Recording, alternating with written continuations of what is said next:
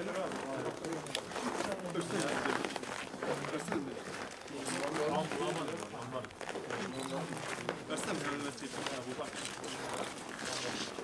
dakika geç.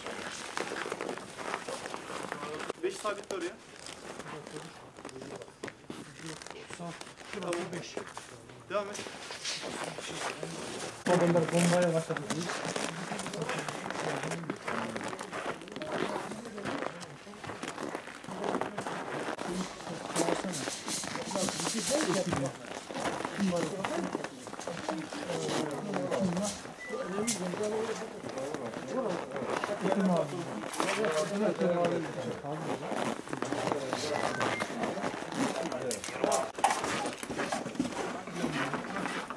Abi bize gelecek abi.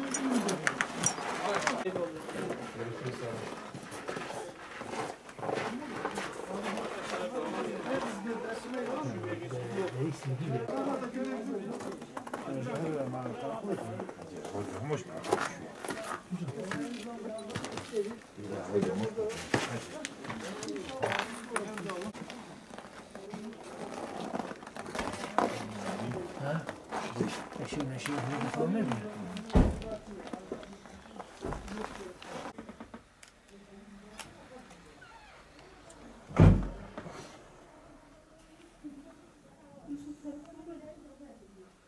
Nedir abi? Nedir?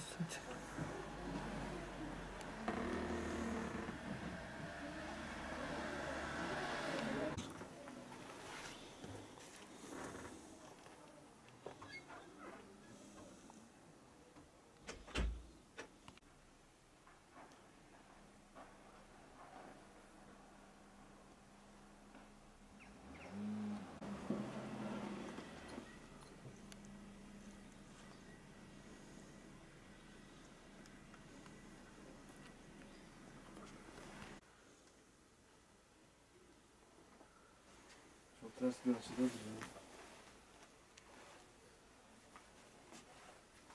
Ses bombası atılıyor. Daha önce dernek binamıza atıldı. Şimdi evimize atıldı.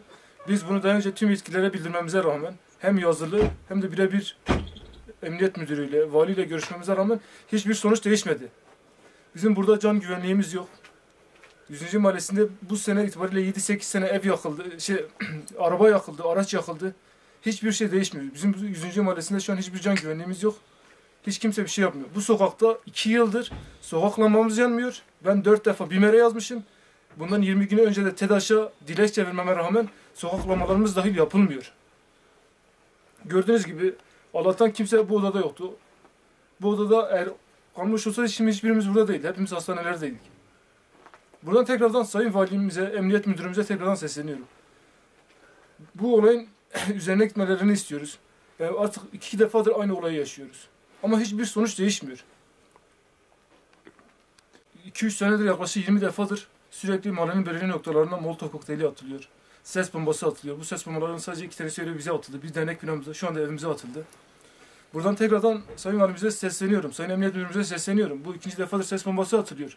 Allah'tan gelen mala geldi. Bugün yani bu parçalardan biri bize de bana denk gelebilirdi, anneme denk gelebilirdi, kardeşlerime denk gelebilirdi. Eğer ile birileri ölecekse, öldükten sonra bir şeyler değişecekse o zaman değişse de o kadar önemi yok bence. Tekrardan diyorum, insanların ölmeden, bizlere bir şey olmadan bizlere sahip çıkın. Ayrıca mahallede gezici polis istiyoruz. Sürekli devreye geçsinler. Yani 100. Mahallesi'nden yazdan beri sürekli hırsızlık olayları oluyor. Hiç kimse yakalanmadı. Evlere ses bombası atıldı, kimse yakalanmadı. Araçlar yakıldı, kimse yakalanmadı. Artık bu saatten sonra can güvenliğimizi sağlayacak hiçbir şey yok. Hiçbir bilgimiz yok, hiçbir tahminimiz de yok. Yani dernek dışında değişik evlere de atıldı. Belirli kişilerin yani hiç ilgisi, hiçbir şeyden haberi olmayan kişilerin araçları yakıldı. Hemen her tarafından bu sene itibariyle 7 tane, 8 tane araç yakıldı sadece.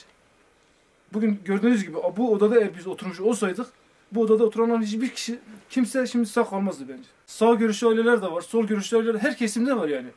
Şimdi desek sol kesimi oluyor, sağ kesimi olmuyor değil. Her kesimi oluyor ama işin kötü tarafı bu yapılanlar hiç kimse yakalanmıyor. Yani şimdiye kadar olan olaylardan bir tanesi daha yakalanmamış. Emniyetten bizim bunların yakalamasını istiyoruz.